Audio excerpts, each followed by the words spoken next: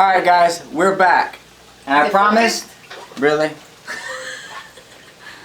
I want to make sure you're in focus, hon. That's all.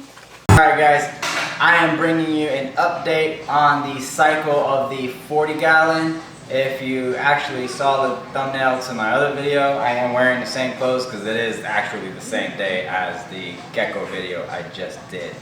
Because I meant to do this video today, the gecko video yesterday, but I reshot the gecko video again today, so anyways.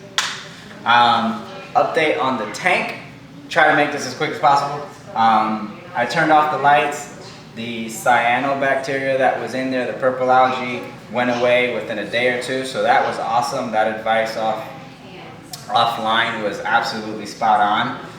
Turned off the lights, the cyanobacteria went away, and it has not come back in a couple of weeks. And that's pretty much the only major change I've done, other than just trying to do faster, more consistent water changes to get rid of the detritus in the tank. And I've accomplished most of that. Don't really have any more visible detritus in the tank at this time. So the tank is looking a lot better. However, a lot of you may kill me now because there was some other changes that I did, and I know a lot of changes too fast aren't good.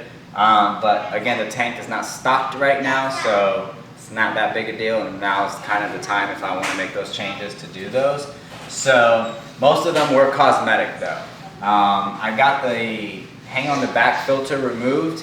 So some of you may applaud me for that because I was just running a filter floss in there, and a lot of the recommendations and experience online says that that would just create, house more bacteria if you don't change them out almost daily or every 2 or 3 days. So, which I was trying to keep up with that, and I like the filter floss because it kind of polishes the water, but I did get rid of it to see if the tank will improve. I don't see the buildup of algae that I was getting a few weeks ago, so I am happy with the tank as it is right now. The only other change I did was I got rid of a pump that was on this corner. I wasn't running that pump already though, so the pump was already turned off, but it was connected to a system, and I made the commitment that I wasn't going to run that pump anymore. So that pump is gone, and the water heater, which was actually in the tank, is no longer in the tank. And also the protein skimmer that I was running is no longer feeding back directly into the tank. It's feeding into a kind of small tank on the side, but I still don't have a sump. So it's not a sump system, but it's not an all in the tank system, kind of hybrid. I'll kind of just show you how that looks like right now. Alright guys, so back here, I'm going to kind of show you what it is I've changed and what it is I got going on really quickly, and yeah, give you that update. So right here,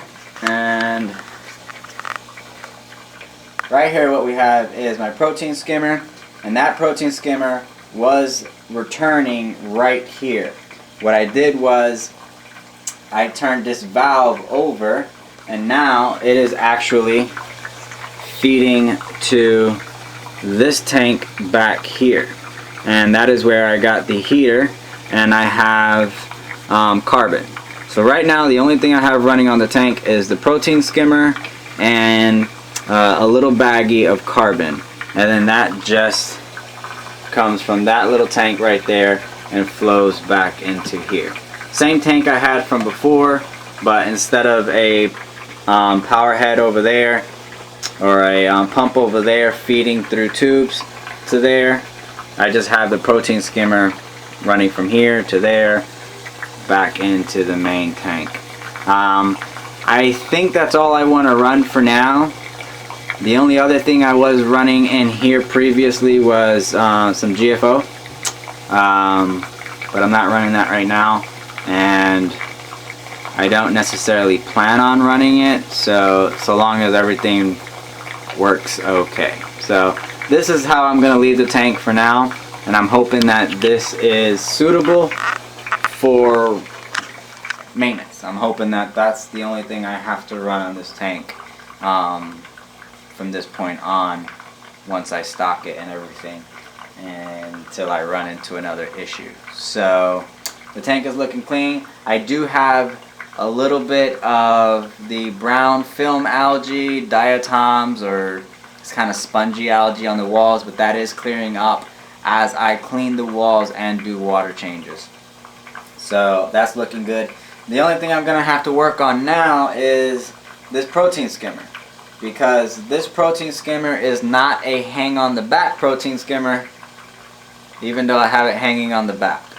I kind of ghetto rigged that protein skimmer to hang on the back, so it's kind of leaking on me, and that's what this little container is for. I kind of realized, since it's not a hang on the back, it might be more susceptible to leaking than anything else. So that's what this is for, and it's now leaking. It hasn't leaked for months, but now it is.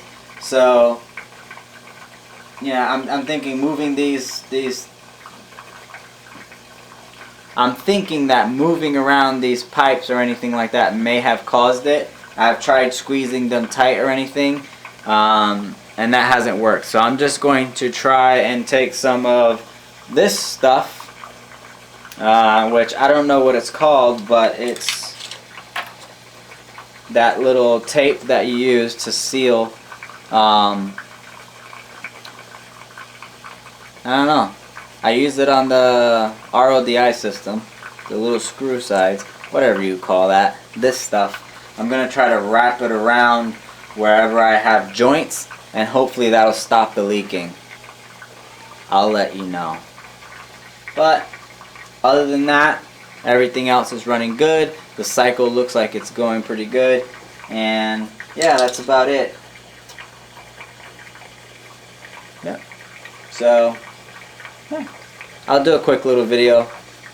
I'll probably snap in a quick little video after I tape that up. We'll see.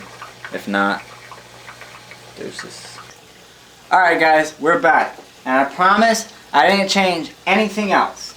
I left everything else the same. I didn't change anything. Not a thing. Nothing else changed. I promise.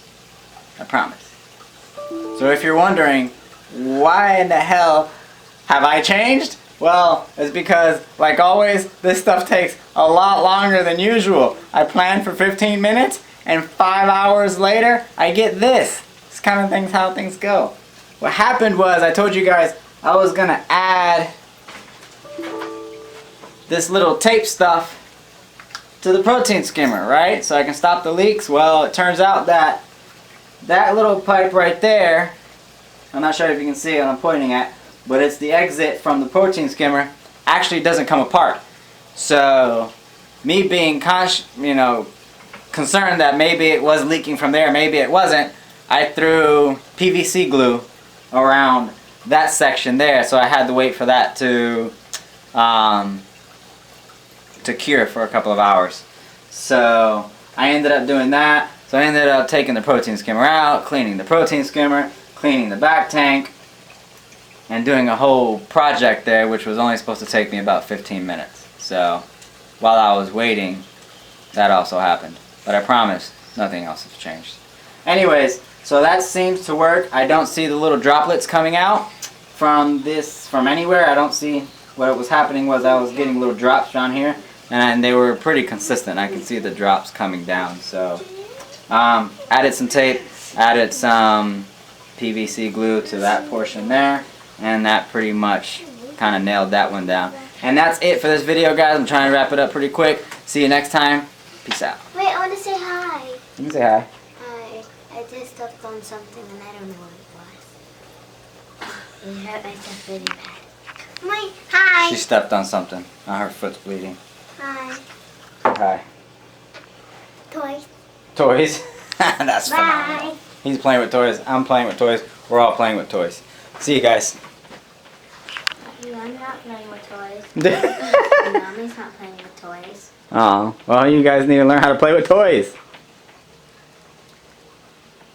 You did. Yeah, that's how you got blood on your foot now, huh?